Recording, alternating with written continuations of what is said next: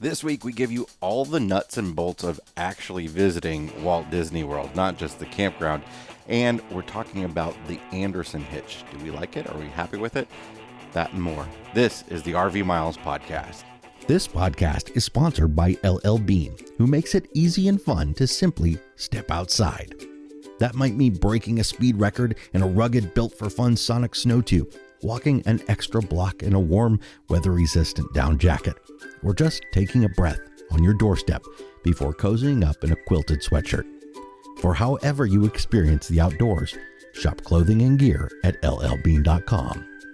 Be an outsider.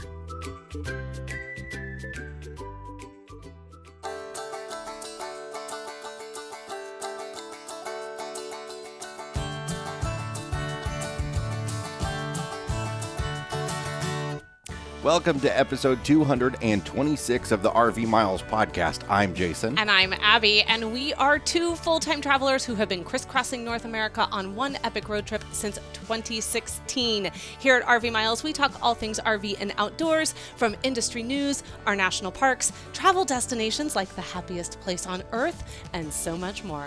We are covering, this is sort of our second episode on Walt Disney World. And we're going to cover all the nuts and bolts of how to actually go, because it really does take a lot of planning and figuring it out.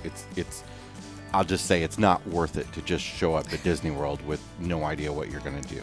No. It's a lot of money to do that. Yeah. Yeah, it's a lot of money regardless, but when you show up with no plan, it gets real expensive real quick. So we're going to cover quite a bit of that. But last week we talked about the differences in towing the fifth wheel and the travel trailer. Mm-hmm. And we had a question about our hitch, the Andersen hitch that we use with the fifth wheel, and whether we like that, and if we could give a little bit further of a review on driving a fifth wheel with the Andersen hitch. So I thought we would start the show off with a little bit of that. Well, okay? You take it away, because you researched this whole thing. And as I was reminded last week, I should sit quiet and let you talk about the grown-up things. You can't just say, don't you make it sound like I said that. No. No. I need to let my husband do the talking is what I was informed. So you go right ahead. I do not want to be married to somebody who well, you're just not. lets her husband do the talking. You're not, so you don't need to worry. But in this particular case, I do not. You don't care. I don't care. I said to you when we were getting the fifth wheel that I didn't care. Well, let me, just for those unaware, that the Andersen hitch is different than a typical fifth wheel hitch. A typical fifth wheel hitch is like a semi-truck's hitch, where the pin on the fifth wheel goes into a jaw and it locks in place. The Andersen hitch is a little bit different because it's a ball. It's a gooseneck style hitch, which is a very common type of hitch for pulling a fifth wheel shaped trailer. It's not a fifth wheel hitch, but it's a common type of hitch for pulling a trailer shaped like this. Like a lot of farm trailers are gooseneck trailers, right? But the problem with those is the stresses that get put on the front end of that trailer don't make it so great for an RV fifth wheel. So Andersen has come up with this hitch that brings that ball from the bed up to fifth wheel hitch height, right? So it's a pyramid with a ball on the top of it. Mm-hmm. Okay, and then on the standard kingpin for the fifth wheel, you put this coupler onto, and that drops over the top of the ball, and then you have a lock that you lock it in place. It's made of aluminum instead of steel, which has a lot of people in a tizzy all over the interwebs. Airplanes are made out of aluminum. Aluminum is strong. I trust that. Anytime the Andersen hitch gets brought up in an internet forum, this one picture of a crushed Andersen hitch shows up over and over, and people say, I will never put an aluminum hitch in my bed. Of course, there are plenty of photos of other hitches that have been crushed. Well, aren't there plenty well. of photos of of cars crushed, Yeah. RVs crushed, Yes. homes It's demolished. a perfectly safe hitch. Now, the reason we chose the Andersen hitch was primarily because we weren't buying from a dealer, right? So we were going to the manufacturer to pick our unit up because of our relationship with Forest River and them having us be brand ambassadors for Sabre. So when you go to a dealership, like they can adjust the pin box up and down and do that kind of stuff to make sure that you're at the right height for the rails of the bed of your truck and all that. And we are a short bed truck in the first place. I wanted to make sure that I had quick and easy adjustments that I could make right then and there to our clearances. And the Andersen hitch gives me that flexibility. You can adjust it up and down, and you can adjust it forward and backwards depending on how you place that coupler on your fifth wheel. It's a great hitch because it is very light. It's about 40 pounds. So when we are visiting family, for instance, and we've put our trailer in storage for a bit, I can pop the hitch out easily, carry it myself out of the bed, and then I can turn our we have the goose ball that we have that it attaches to is a B&W turnover ball, so it actually can flip upside down and make a perfectly flat surface in the bed of the truck. So And our family loves when we put this in their garage. yes, They love it. toss it in their garage, and then we have all kinds of room for hauling stuff back and forth for Christmas and all that sort of stuff. Yeah. The ride is great. I have heard people say that you feel a little bit more road vibration than a standard fifth wheel hitch, but less bucking and chucking. And I have not towed with a standard fifth wheel hitch, but I can say I probably would agree with that. I don't feel any bucking or chucking anywhere. That's when like the truck goes forward and then you feel the fifth wheel latch on and you stop and you feel the fifth wheel hit forward. We don't really get that at all, but No. we do feel the road a bit. And when it's kind of bumpy, you can notice that a bit. I will say that I did notice the difference just in the fifth wheel, and again from the trailer, is that it does do, and I think this is part of that bucking and chucking that makes me laugh, that there does feel to be like this push forward a little bit. Yeah. Sometimes like it's I don't know exactly what that is, but it seems, and it's not consistent. It's not just when we're driving down the road. It's, you're coming to a stop and you do feel the fifth wheel kind of give you some forward momentum a little bit, and the truck sort of stop that. And I Right. don't know that, I'm sure that's very common in the way it's hooked up. But And so chucking is when that pressure from the fifth wheel, when you stop, Yeah. when there's like some looseness in the hitch and you feel it kind of bang, right? So we feel, of course, it's it's 15,000 pound yeah, it's a fifth wheel. You can feel a little bit of Big force home. behind you, but it's not hitting, it's not banging, right? right. you think this is a hilarious conversation. No, I don't. I think calling it bucking and chucking, I think that was developed by somebody with a sense of humor that is grown up. That's what I think. So overall, I'm very happy with it. The price is okay. The convenience of it is great. We did have to make a little bit of a change because we have a bed rug in our truck, which is it's like a trunk liner. So the whole bed of our truck is soft lined, which I love. That's the best thing that we've ever bought for our truck. And Andersen actually recommends that you use something like that or a mat or something under the hitch so that you can actually keep it from doing any sort of lateral movement.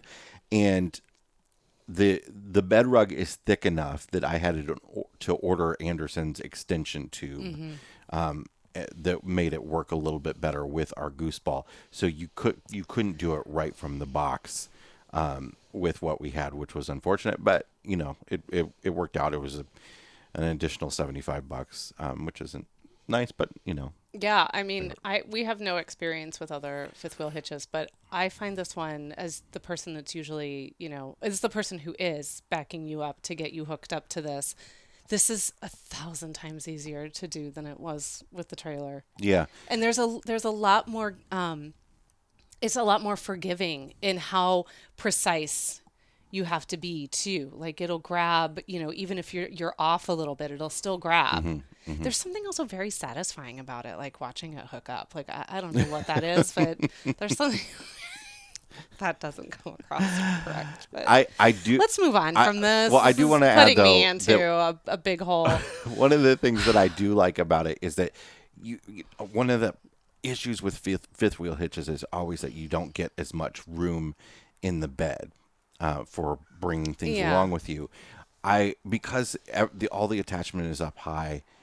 I feel comfortable laying stuff on the sides of the Andersen hitch and stuff and in and around it, and I feel like I'm not really losing a whole lot of bed space. I will say we do use chains with it. A lot of people are back and forth on whether you need to use chains with the Andersen hitch or not. I feel like you do. Usually the law in most states is that any sort of ball hitch has to have chains, and the reason for that isn't because they're more dangerous. It's because people forget to latch the hitch. So a standard fifth wheel hitch, if you pull away and it's not latched properly, you might do some damage to the truck. The fifth wheel is going to fall on the bed of your truck, but you haven't endangered people on the highway.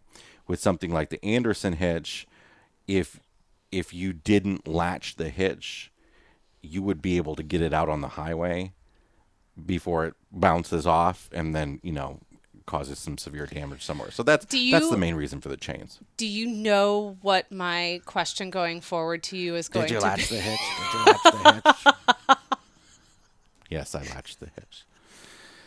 You didn't even let me finish my sentence. So I'm a fan of it. It works great for us, but you know what? All the other hitches work pretty well as well. It was just the right thing for us. Well, everybody has their own will to choose. You can just desperately want to find a I way to just get into this need- conversation about a hitch that you have no interest in. No, it's not that. No, I don't want to say that. It's not that I don't have an interest. That's not it at all. Of course, I want us to have the very best for our situation, and I want you to be incredibly knowledgeable about it, which you are. It's that because I know you are so knowledgeable about it, and I know the kind of research you're going to do, I am free to check out of this decision. And that's a beautiful thing. Just like you're free to check out of other decisions that we make that impact all of us, right? Shall we get to something that you that definitely I got? do want to talk about? Yes, and I wish I could wear my Mickey ears or my mini ears while we're talking. Why but aren't you? Because I am wearing a giant headset, Jason. Well, we could have made it work. We could have made it work. That's why. We're going to take a break, and when we come back, we're going to talk about Walt Disney World. We'll be right back. Electrical surge protection is one of the cheapest insurance policies you can provide for your RV, and the Power Watchdog Smart Surge Protector, made by Hughes Autoformers, beats the competition with field replaceable surge modules. With other brands, when the surge protector takes a large surge or a spike, you have to throw it away. The Power Watchdog can be brought back to life with one small, affordable part that you can replace yourself. They'll even give you a free surge module in the first 2 years, and now they have a limited lifetime warranty. Use the coupon code RVMILES, all one word, for 10% off your order at HughesAutoformers.com. That's code RVMILES for 10% off at HughesAutoformers.com. If you've been thinking about picking up a Solo Stove, now is the perfect time. During the off-season, Solo Stove continues to offer discounts on their popular fire pits, including our favorite, the Bonfire. RV Miles listeners can save even more money by heading over to rvmiles.com/Solo Stove and using the link and promo code. Take advantage of all the discounts to be had before camping season starts and get your Solo Stove today. rvmiles.com/Solo Stove and then click the link and use the promo code to save even more. rvmiles.com/Solo Stove. All right, it is time to talk about Walt Disney World. Last week we talked about visiting the Fort Wilderness Campground at Disney World, which is a great campground and a great option for visiting, but there's so much beyond choosing where to stay involved in visiting Walt Disney World. And I think Yes. we should start by just giving people who have never been an overview of the scale of this place. Yeah, so the scale is big. And that's probably not a big enough word for it. It's huge. There are 4 parks total, in addition to multiple resorts, as well as an entire sort of shopping and dining mecca, if we want to call it that.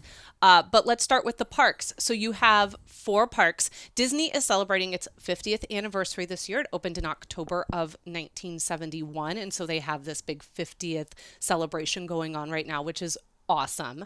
And those 4 parks that are celebrating include Magic Kingdom, Animal Kingdom, Epcot, and Hollywood Studios. Now, at our house, we all have different favorite parks. Mine for sure is Magic Kingdom. Yours is Animal Kingdom, as well as Jackson. Then Ethan and Henry love Hollywood Studios. These parks are, and a lot of people do a park hopper option, and that is a ticket that you can buy outside of, in addition to, I should say, your base ticket that allows you to hop from one park to another in a single day. So if you buy a ticket to one of these parks, you can only go to that specific park, Right. unless you get the park hopper tickets. Now, a lot of people will swear by these park hopper tickets. We do not buy them, because of the additional cost, but then also we find for us that we try to plan these trips, and maybe this is why we don't go as often, but we do try to plan these trips that we can stay longer and have sometimes more than one day in one singular park. And that allows us to sort of, what we like to do in life in general, slow travel through the parks and not feel the pressure to do everything and see everything all at once. And I think sometimes that's why people will spend more for something like a park hopper ticket, because it allows them to be there in a shorter amount of time and try to fit in everything, which makes for very, very long days, but it's totally doable.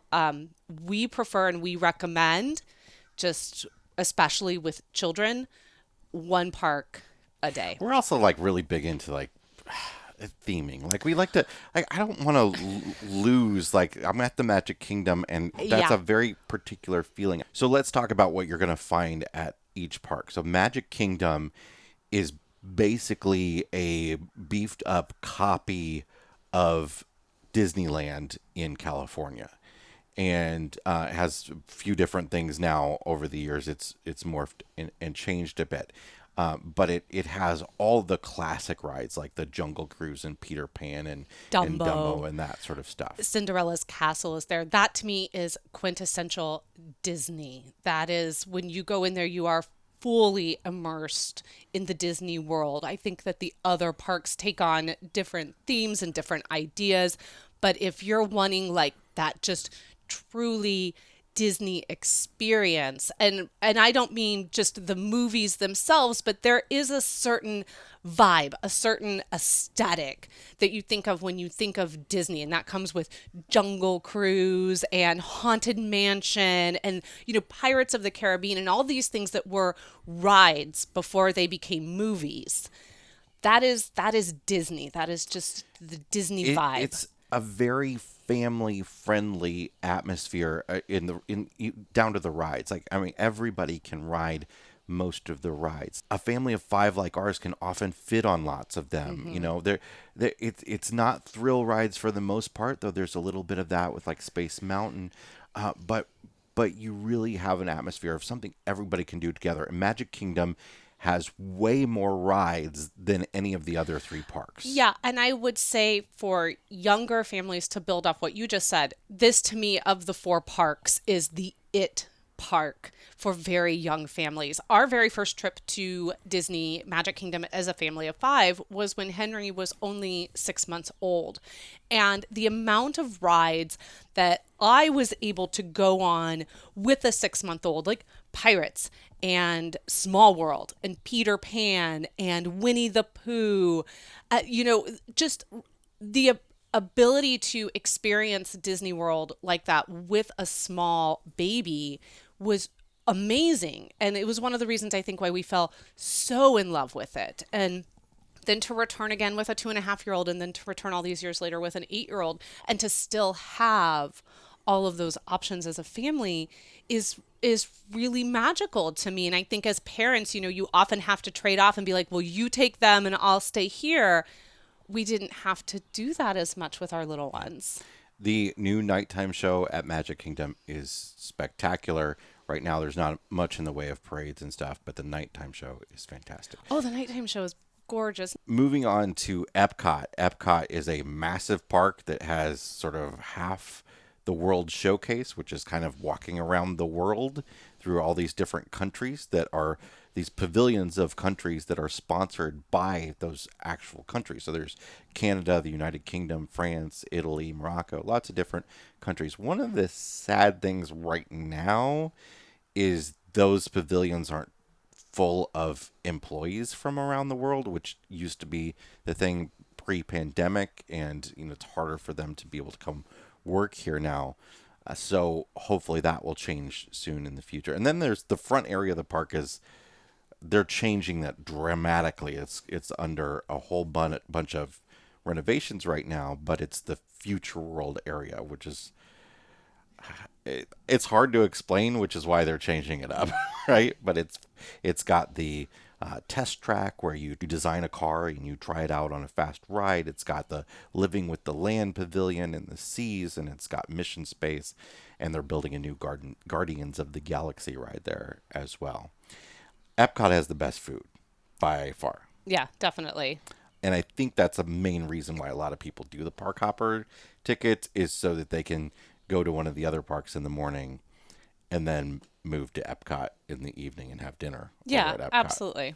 Because you can eat around the world. Mm-hmm. And it's more adult park. You can drink around the world as well. They don't really sell much alcohol in the Magic Kingdom. They don't sell any in the Magic Kingdom, Just except in the restaurants. In the dine-in restaurants, yeah. And we've got Hollywood Studios, which is gone through a major transformation. It used to be kind of like Universal Studios, where it's giving sort of like the backstage look at movie making. Now it's more about immersing yourself in the movies themselves. Mm-hmm. So we've got the new Star Wars land there, which was our first time visiting that, with the Rise of the Resistance ride and the Millennium Falcon ride, which were both really cool. Amazing. And then it's got the Toy Story land, which has become pretty large part of the park itself. And then there are other things that are sort of going away and being changed there. They're figuring some things out there. They're making it a little bit more about Disney and the movies and brands, as Disney continues to buy up a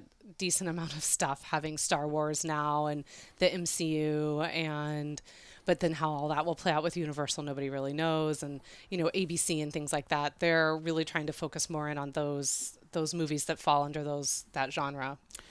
Then we've got Animal Kingdom, which is my favorite park. It's the last one built, which means it's kind of the most well themed, I think, and it's kind of Disney's version of a zoo.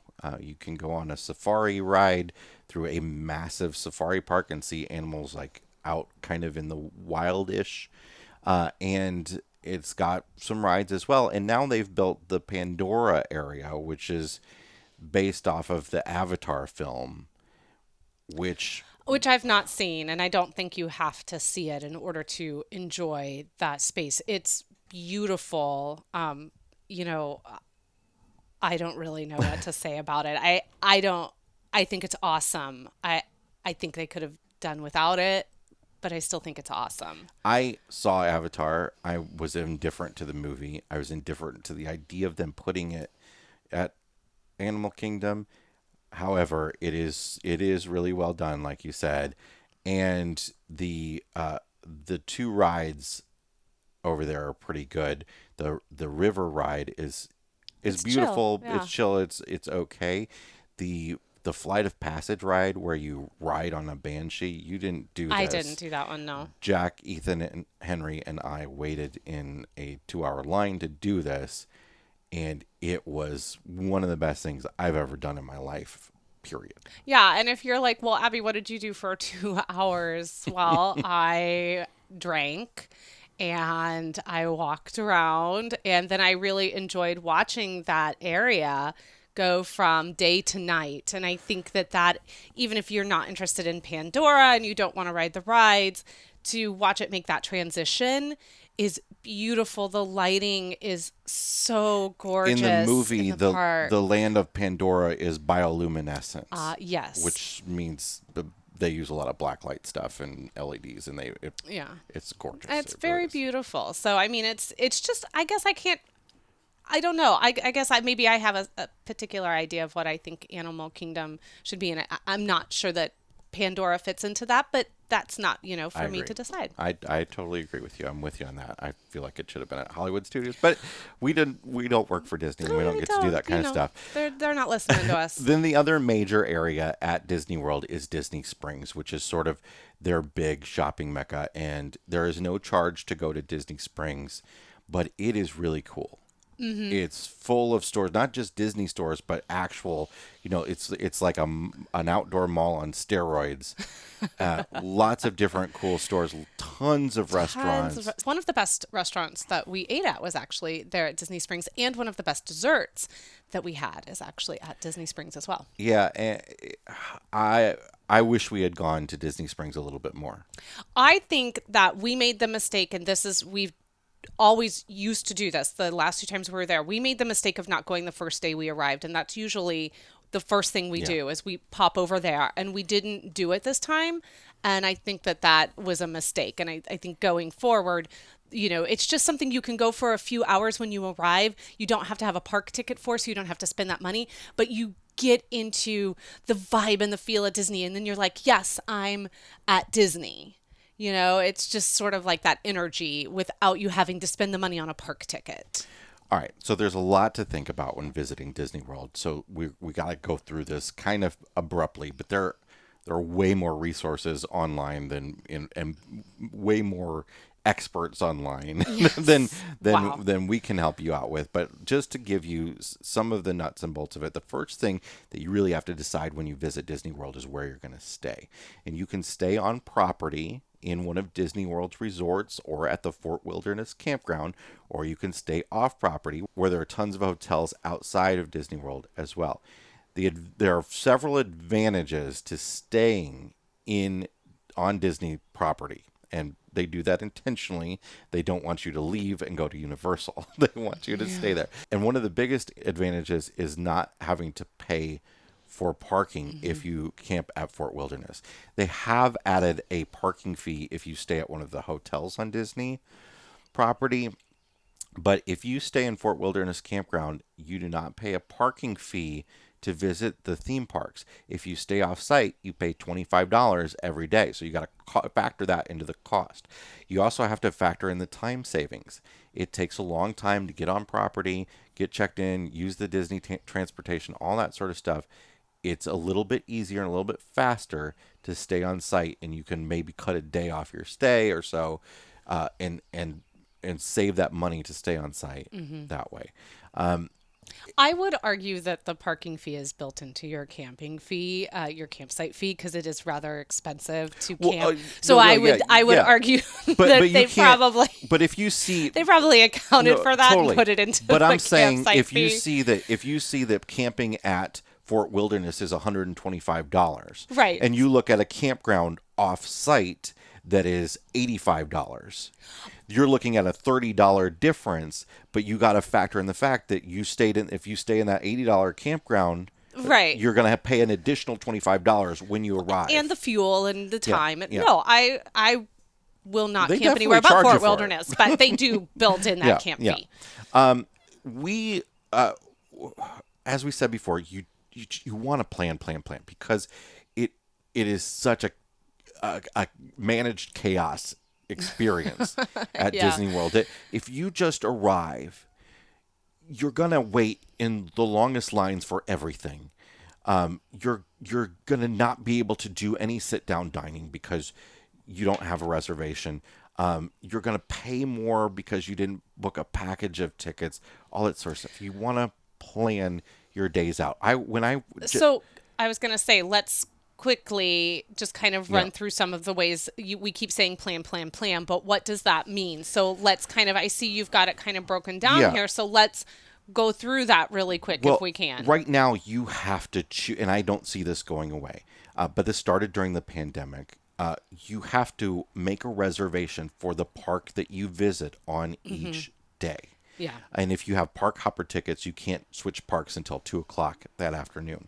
So you have to decide which park you're going to go to on a given day in advance and make a reservation for that day based on the number of tickets that you already have. It wasn't that big of a deal for us because the parks theoretically weren't as busy and you could move those days around before. Yeah. But it will become a much bigger deal when you get into the summer and the really busy times. So one of the ways that we use, something we use to do that is a website called touringplans.com. Yeah. And they do a crowd planner. And so they will show you based on scientific data that has to do with wait times on rides, not the visitation number that the park reports for that day, but the actual wait time on rides on a given day. They will come back and they will say, we predict for the exact same time next year that this is going to be on a scale of 1 to 10, 10 being the busiest, 1 being like nobody's there. This is what we think the park is going to be at. That is how we plan our trip. We use that sort of as a guide. It is not 100% because our very first day we went to Magic Kingdom. That was supposed to be a 4, and Touring Plans reported, hey, we're really sorry. This day ended up being a 10, the busiest day that Magic Kingdom had seen since before the pandemic. So I think it was like January of 2020. I'll explain why. I think that is a little bit later when we talk about our overall experience. But for the most part, they are always pretty much spot on, and we have used them every single time that we have needed to plan a trip. And it's different for each park. So you'll get the 4 parks. You'll get Magic Kingdom's going to be a 7 today. Epcot's going to be a 5. Hollywood Studios is going to be a 2. So you might choose Hollywood Studios that day. Right? So another way is that if you do plan to go to any of the resorts or just the campground, you need to book as soon as the window opens. Now that's usually a year out. That said, we are into the end of February 2022, and they have still not opened the window up for 2023. So I'm not sure what they're up to over there. They just do it whenever they want to do it. In the past, it's usually been a year out. That's not the case right now. But you do want to try and book the campground, especially if you want a busy time of year as soon as the window opens. Dining reservations. If you want to eat at Walt Disney World, and there are several places you should, you can start making a reservation 60 days before your trip starts. And you need to make it 60 days before your trip starts if you are dead set. We must eat at Be Our Guest in Magic Kingdom for lunch on Tuesday. You have to do it because you won't get it if you wait. Yeah, we flew by the seat of our pants. We did not have reservations. And oftentimes we just used the My Disney app, which we recommend you download. And we would scroll through and be like, oh, what's open? Sometimes it worked out. Sometimes it didn't. I don't know. We dropped the ball on that big time, and we had a much better experience in the past when we made our reservations when we should have. Our 60 days started right at and around Thanksgiving. Yeah. And that was just a really crazy busy time for us. The dining is it's not Six Flags dining. You know, it's good. There are the sit-down restaurants. There are lots of very good ones, so it is worth doing and taking the time and figuring that out. So let's talk about once you get into the park, like the ride strategy. We did, and this was our first year experiencing it, we did the Genie Plus, which allows you to book so many rides, book a ride every couple of hours and go into the lightning lane as opposed to the standby lane. Now, this ended up working out well for us in a park like Magic Kingdom, and it's currently $15 a day per person, so that is rather expensive. That's $75 a day for our family. However, it was not worth it to us for Epcot or for Animal Kingdom. Yeah, it's sort of billed as like you pay to go to the front of the line. Yes. Right? So you used to have fast passes at Disney. You could go get a fast pass and come back in 2 hours and you get on the line. And then they added some booking fast passes in advance. And now it's this lightning lane thing. And there are lots of reasons I'm not crazy about it, but the it doesn't work as well as you would want it to work, right? So you don't want to pay that money, of course. But then you're like, well, I feel like I've got to so that I can skip these lines and everybody else is doing it. And that's Yeah. just making all the lines longer. And then you do it and then it just you feel You're like you're owned by it all yeah, day. and you still end up waiting in lines. I mean, Yes. so you don't go to the front of you go ahead of the people that are waiting in the other line, but there's still a lightning lane line. Yeah. So sometimes you're still waiting a half hour or more. You don't wait 2 hours for the ride. Maybe you wait 45 minutes for the ride. You have to book your first one at 7 a.m. So again, it's like, thank you, Disney, for making sure that I have to wake up at 6:45 in the morning on my vacation. And you That's- don't get to book another one until 2 hours after the park opens. And by then, Everything's maybe by the gone. third one, they're all the most popular rides they're run out of them. So in Magic Kingdom, again, to go back to that, if you do this, the 2 rides right now you would need to get as soon as you can get them, Peter Pan or Jungle Cruise, because those will be gone by the time Well, they'll be gone. Yeah, and that's the other thing about this too is that they don't have the top 2 rides at each park are not included in it, and they're a separate pay per ride lightning lane. So if you want to Yes. get on Rise of the Resistance at Hollywood Studios, you're going to pay somewhere between It's $11. It varies based on how busy they are. It was $11 when we were there. It's supposed to be between like 9 and 15. So $11 per person for us to get in the lightning lane line after we've already paid for the Genie Plus lightning lane, and it's all just confusing, right? Well, and yes. So, and then the same has to happen for Mickey's Runaway Railroad at Hollywood Studios. In Animal Kingdom, it's going to be for Expedition Everest, and it's going to be the Pandora Fly on the Banshee ride.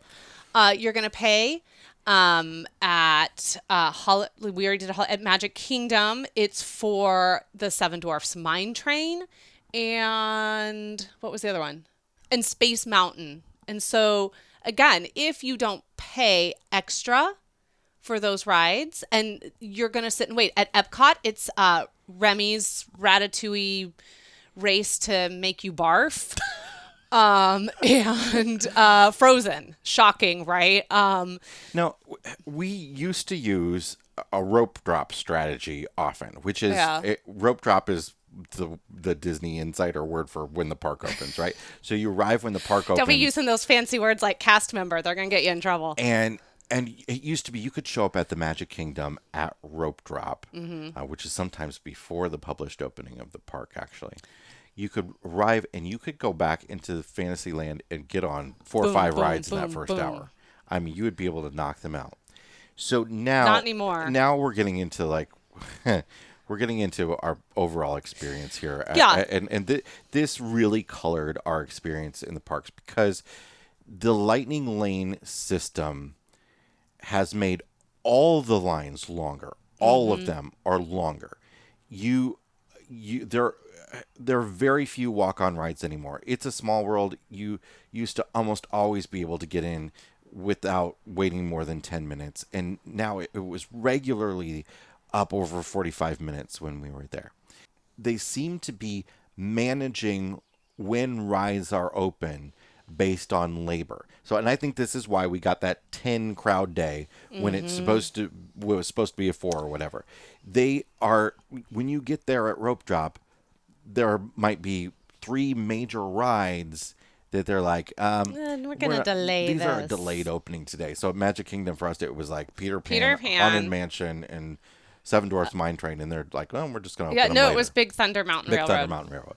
So what that does is each ride can still only hold a certain number of people in a day. And the more people that buy the Lightning Lane, the more people that need to buy the Lightning Lane.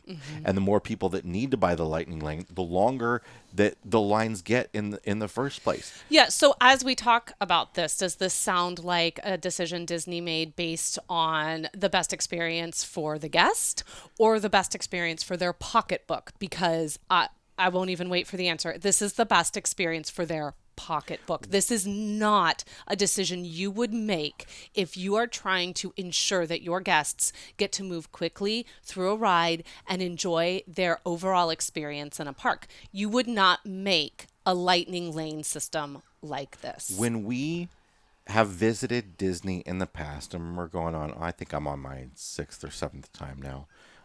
You guys are a little less. Yes, we are. I have never, until this trip, waited in a line over an hour long. Never. Usually Never. never over a half hour. Because we used touringplans.com, which was very good at it, telling you, like, go to this ride at this Lightning time. Lane And has awesome. screwed them. They That can't doesn't work anymore. Yeah. And we waited in multiple 2-hour long lines. And that really puts a damper on your day. I will give you my personal recommendation. We did not pay for the Ratatouille ride. We waited in a line over 2 hours long. And that is one of the worst rides I've ever been on. And I wouldn't pay for it. I wouldn't be in line for it. I know that a lot of people love it and have a good time. I enjoyed it. You enjoyed it? But it was not worth the wait. From the minute it started, if you have even the smallest bit of issues with motion sickness, you're done on this ride because it's 3D, it's not crisp, it doesn't move. I love the technology, and I hope that the technology continues. They do it over at Rise of the Resistance too. I love the technology. It's awful. It was awful. And I rode the whole thing looking down at my lap, just trying to get something that I could focus in on that wasn't. Yeah. It was just awful. And, I know that's not everyone's experience, but just just some warning to anyone who has even the slightest bit of motion sickness.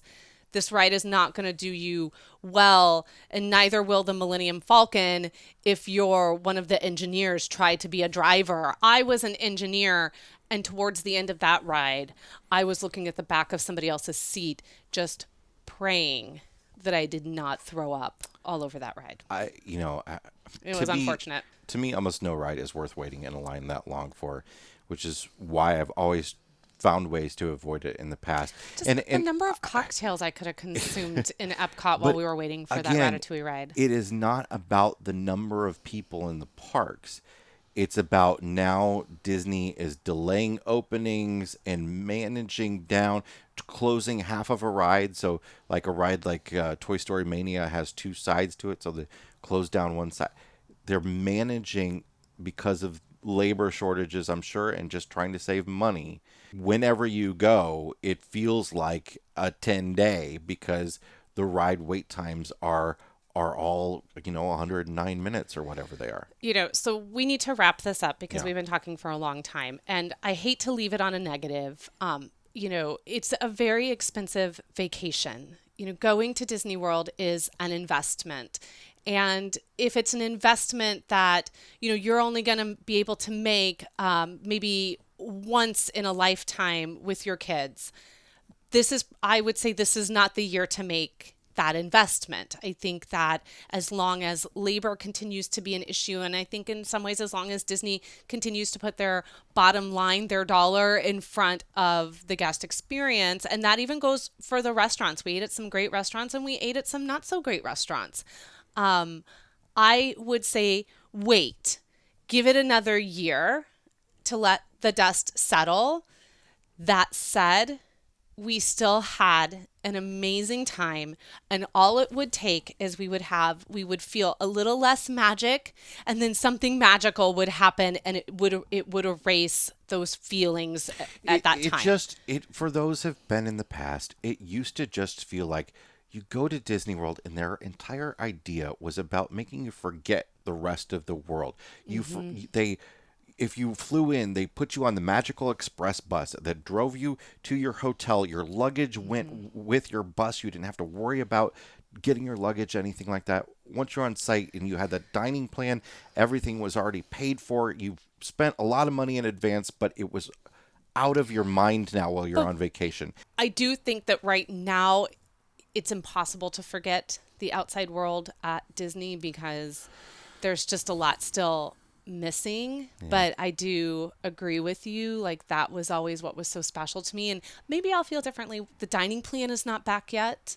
I just think with the new CEO and the pandemic, like the pandemic was kind of used to make some changes that are just not quite customer forward anymore, and they make you you just have to think about a lot more stuff. You have to be you're like you go there and you see everybody is on their phone, not because they're checking Facebook, because they're trying to figure out They're the on the next ride. app. They're trying to order food. You have to order food from all the different food stands, which actually works really well sometimes, but when they like don't let you come sit down until your food's done, all sorts of A lot of control. Just a lot of nitpicky, but I would also I want to leave it on a positive. Yeah. So I want to leave it on a positive, and I want to say this, that everyone who was working at Disney and coming to work every single day to try and help us have a very magical vacation was entirely kind.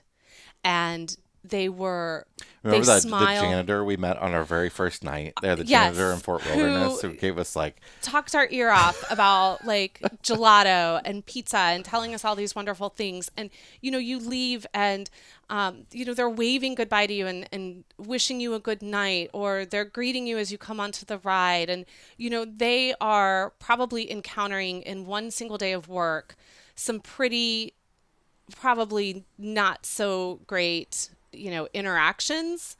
And so I just want to leave it by saying that I'm thankful that people continue to come to work in places like that and try to bring as much joy as they can, because they were certainly, some people we met there were certainly the highlight of our trip. Mm-hmm. And so I thank them for doing that sort of unseen job.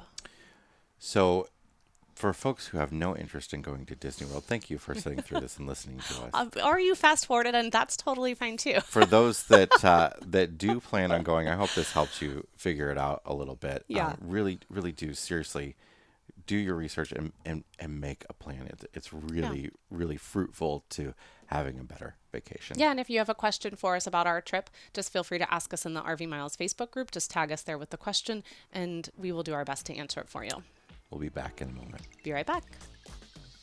It's never too late to cover your RV for the winter. Whether you own a motorhome, a travel trailer, or a truck camper, EmpireCovers.com is here to help protect all your vehicles against Mother Nature. EmpireCovers.com offers high-quality, affordable covers that are engineered to protect. Every cover comes with a free multi-year warranty to guarantee that it remains durable over time. If you're not in need of a full cover, Empire has just launched a line of RV rooftop covers that keep the roof of your RV clean and protect it from UV rays. Listeners can receive free shipping and 60% off the original price of their cover order.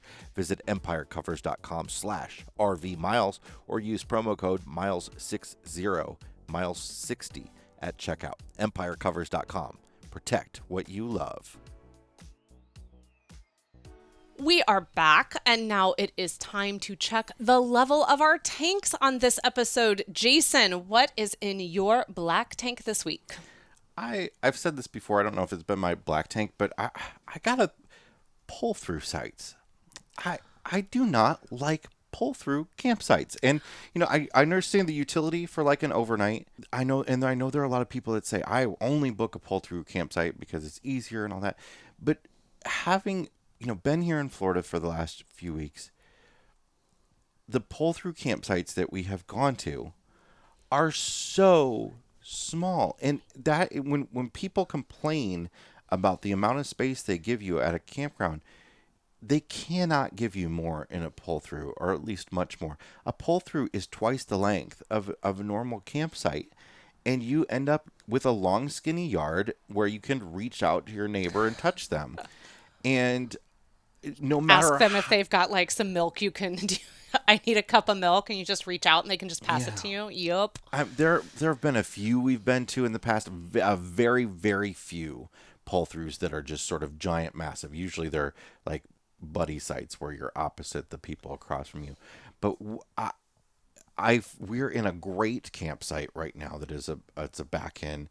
It's probably the same amount of square footage as some of the pull-throughs that we've been in recently, but we have a large lawn. We have more space because it's a back end. And I always book us a back end if I can. And what's so interesting about that is when I call to book and ask if they have availability, like a last minute kind of thing, they are apologetic if they say to me, all we have is a back end. And I'm sure part of that is because they know I'm just looking for like 1 or 2 nights. But I'm like, oh no, that's great. We like back ends because I know that we're going to get a little bit more space for the kids to like run around. Ethan, our 11-year-old, he just hates when we get into a campground and we're right up on the other person because he wants to go outside and run around and kind of play in his imagination. And he feels shy about it when he feels like he's right up against another person's home. And, maybe he feels shy about that. Yeah. We always think too, when we're just even doing an overnight or 2 nights or something like that, well, we think, oh, well, it'll just be convenient because the truck will be right there ready to go. We still unhook. But we still unhook, and we almost always Go pull somewhere. forward far enough. No, we Oh. almost We always always go out to eat. because of the hookups or where the picnic table is or whatever. We almost always pull our fifth wheel forward enough in order to go park the truck behind it, because usually they're more laid out for a motor home towing a car behind them, which would be more forward in the sight. Yeah. All right, fair enough. What is in your fresh tank? My fresh tank is a wild, magical dreamland for people a little bit older than me. Is this a fresh tank or a gray tank? I don't know. It's a weird tank.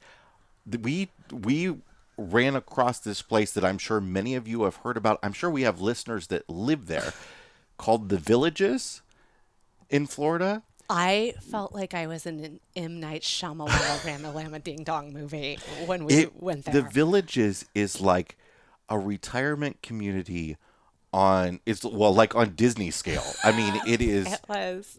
literally villages of retirement communities. And the reason we ended up in the Villages is I wanted a Panera. we were going to Panera. That's And we're like, funny. oh, there's a Panera that's 10 miles from us. We're going to drive to this Panera. And on the way to this Panera, through this downtown area in the Villages, we're going past like hundreds of people having a time of their lives doing the God. chicken dance, Living and thereabout. millions of golf carts, and There's numerous sort of like shopping meccas, and they're all themed to look like turn of the century sort of style, like very similar to a section of like what Disney Springs does. And we come in and there are hundreds of golf carts everywhere. Like there's more golf carts than there are cars.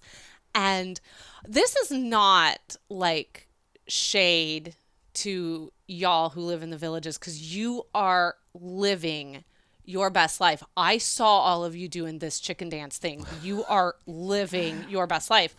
But your best life is for a very specific group of people, of which our 14-year-old said, Mom and Dad, I think you guys might be the youngest adults here, which is saying something. And so I said, let's not eat here. There were no signs that said no children welcome, but there were no children. It's like Stepford Wives almost, like, or what was that movie with Jim Carrey? The Truman Show. oh, okay, yeah. Yeah, It's I don't know. But we did stop and eat. We ate at the Panera, and it was great, and it was fine. And we ate inside though. Is this a black tank? Is this a fresh? I don't know what this is. This is just just- this thing exists, and I'm still trying to wrap my head around it. And between wondering if I would want to live here when I'm retired because it's so cool, or frightened by it. I don't know. Ethan wants to live here. Ethan, and somebody said to me that they were like, "Can you imagine the level of gossip that happens in that place? You know that there are cliques running all through that place." Ethan is like, this is where I will reign. Yeah, but he would later." be like the He the board president. Yeah. Oh yeah, for real, for reals. Anyway, moving on. If you've been to the Villages, if you live there, if you know somebody, I would love to know in the comments on the YouTube version of the podcast. Let us know a little bit about it, because I need to know more.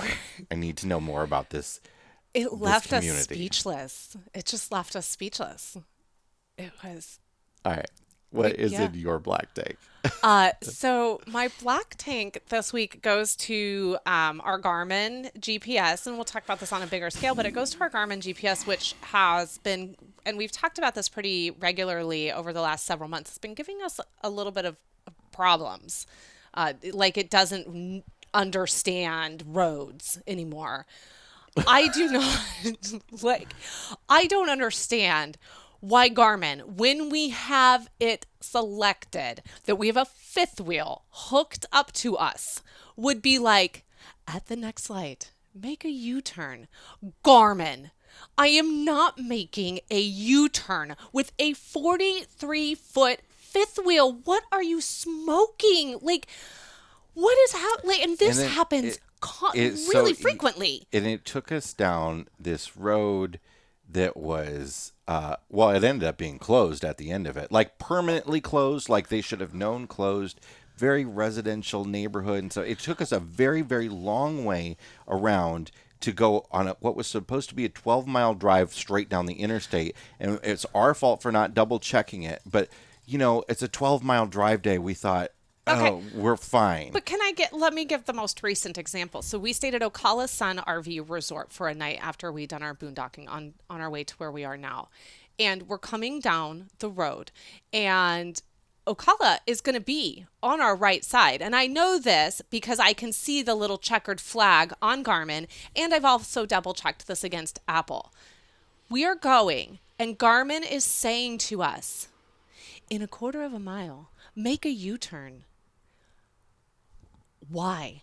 Why am I making a U-turn, Garmin? The RV resort is right Instead there of on our turning right. it wanted us to keep going, make a U-turn, come back, and take a left. And then in a quarter of a mile, make a U-turn at the light. Oh my. And I was like, Jason, I'm not listening to this crazy lady anymore. And I don't- This there- RV is, this park is right here. We And just take a right. The problem is I don't know if there's anything better, right? I mean, I think the only solution these days is to check your route. You really need to like look Truckers through map, the whole route, look at it against the trucker's atlas. But I did run Google and Garmin at the same time. I mean, so the thing is 90% of the time Garmin is totally fine, but that 10%, when they're wrong, it's real bad. It's real bad because you are hooked up with this giant thing behind you, and you are not doing a U-turn. And Lord help you if you end up on a dead-end road and there's nowhere to turn around because you're backing that bad boy up. So we were diligent before. We are very, very diligent But now. it's I've said this before too, though, is that when you have those short days, when you're just going somewhere local, We were going those are 22 miles. Those are the days when you make mistakes because you don't think of it as a big travel day. Yeah, I'm just going down the Those road. are the days when people forget to check their or decide not to check their tires, or all the sorts Right. of little things that could go wrong, and they do. you have to treat them like it's a 400-mile drive. Agreed. What's in your fresh tank? Okay, so my fresh tank is nothing new. It's not like revolutionary. It's not going to break the internet, but it might break my waistline, and that is the cookie dough bites from Ben & Jerry's that you can buy in the freezer section. I have ignored these. Like, I love cookie dough. I love it so much. Chocolate chip cookie dough. I have ignored these because I know that it could not be, I'm gluten sensitive, so I shouldn't be eating them anyway. And then also, I, in a fit of just blacking out, I purchased these the other day and brought them home. And they're in the freezer. And I can't stop eating them. They are the most delectable. Oh, look, I'm walking by the freezer. Open up. Just get a couple. I just get a couple out. Have a couple. And they're like the teeny tiny. They're Ben & Jerry's chocolate chip cookie dough that they put in the ice cream. So it comes like in the little nugget, like in the little ball. See, I haven't even tried one yet. No, And I told you guys you can't have any. Now you got. No, this is the. Ethan, I will be trying one. It's Ethan not asked happening. me if I was purposely trying to hide it in the freezer because he saw me put it under a bag of vegetables. And I was like, I need you to get out of my space, personal space, like 6 feet. Go over there. Don't worry about it. They're they're so good, and I can't ever buy them again. And that's my fresh tank. That's it for this week's episode Whew, of the RV Miles doozy. podcast. Thank you so much for sticking with this and listening. We hope you got something enjoyable out of it. We had such a nice time talking about Disney. If you want to talk about that or anything else we've covered, if you're watching on YouTube, you can leave a comment down below. Or if you're listening and want to talk to us, head on over to the RV Miles Facebook group and drop your comment in there. Tag us. We'll be sure to see you. If you're getting ready for camping season, we would really like to encourage you to head over to amazon.com/shop/RVMiles and check out all of our camping gear lists, or just take us with you as you shop through Amazon, because we get a small kickback for anything you purchase. It does not cost you any extra, but it does help support everything that we do here at RV Miles. Outside of that, please head over to Apple Podcasts, leave us that 5-star review, help us get in front of a whole new audience as we get ready for camping season. Thank you so much. Thank you again for listening, for watching, and until next week, keep logging those RV miles. Bye, everybody. Bye.